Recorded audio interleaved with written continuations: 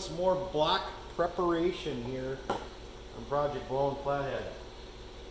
Trying to get my head wrapped back around this project. God, I've taken a lot of time off from it. Just other things seem to be getting in the way. So I did get the block painted. I got the transmission painted. I got the heads painted. I did that about a month ago on a Saturday. All-day process to do a base coat, clear coat on an engine here. And you see me running that threaded rod into here. That is really suggested to do. You wouldn't believe the amount of scale and slag that's inside that upper oil tube there. By sliding that rod down through there, it gets all that crap out of there. And that's the oil tube that's feeding down into your camshaft and stuff. And I ran that threaded rod in there. You could just feel all the gnarliness down inside of there. Got that all cleaned out.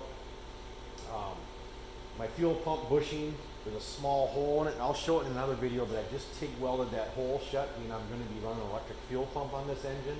I won't be running the mechanical one. So there's a small hole that you want to weld shut, and then put the bushing back into the block, and then that'll help build your oil pressure up a little bit, so that oil isn't going other places that it doesn't need to go. And then you see me putting that chamfer on the top of my cylinders, especially in here where I did that relief. That was a real sharp edge, and for putting the pistons and the rings in, I put a nice chamfer around the top here so nothing can catch any of those sharp edges. So all that's nice and chamfered in now, and that'll make putting the pistons in nice. What else? I'm getting really close to the assembly part. I'm going to wash this thing out real good now. I'm going to get the garden hose and some cleaner and stuff in here and really wash this thing out good after the machine shop is done with it now. So, and then the other thing I'm going to do is I'm going to run a brake hone down through my lifter bores here, because I drilled those holes through to be able to put an Allen key in there to hold my lifters in place. And I think I'm going to run a brake hone deal down in there to hone that out, just so there isn't any burrs. I could feel down there isn't really any burrs, but I'm just thinking I'll run that hone down through those lifter bores just to make sure there isn't any kind of a burr in there to hang up on that lifter and stuff. So I'll show you one of my valve assemblies. I got all kinds of gorgeous new parts going on for this thing. And one of the things you need to do, so you got to put your valve assembly together. You got your guide, you got your valve. These are a Chevy stainless steel valve here that I bought for it. And they're a 1.5 exhaust intake valve. I had the machine shop do a 3-angle valve job on it. So here's your guide, you put your guide on, and then here's your keepers down here.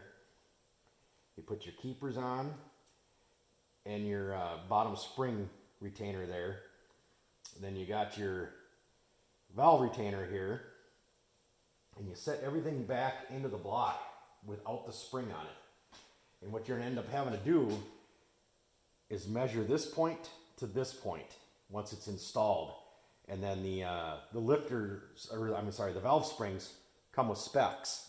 And once I measure that, I got to get a mic from a buddy of mine. My buddy Pat's going to borrow me his mic to be able to stick in here and to measure it. And I want to set it at 1.9, and then that'll give me the correct spring tension on my valve springs. So you just set this down on the block like so. Just drop everything in there. And then you put your keeper in here. And make sure your valve's all the way down. And I'll end up checking that measurement, and I'll add shims. So if it's not the right height, where I got my springs from, it sent me shims also. So then I'll just have to add shims to get the right height set on my spring, to get the right spring tension for on this engine. So that's my next step, is to measure that. And then I'll measure that. I'm going to hone out those lifter bores, and then I'm going to wash this thing out real good, and then we're going to start putting new parts in this thing. Everything's going to be new. It's going to be fantastic, just gorgeous when it's done. It's going to be amazing. And once I get everything assembled, I can get the front pulley put on it, and I can mount the intake, and then put my blower adapter on, and put the blower on, and then get all my offsets set correctly, tack my adapter onto my intake, and then get that all finish welded up. And then it'll start looking like something then.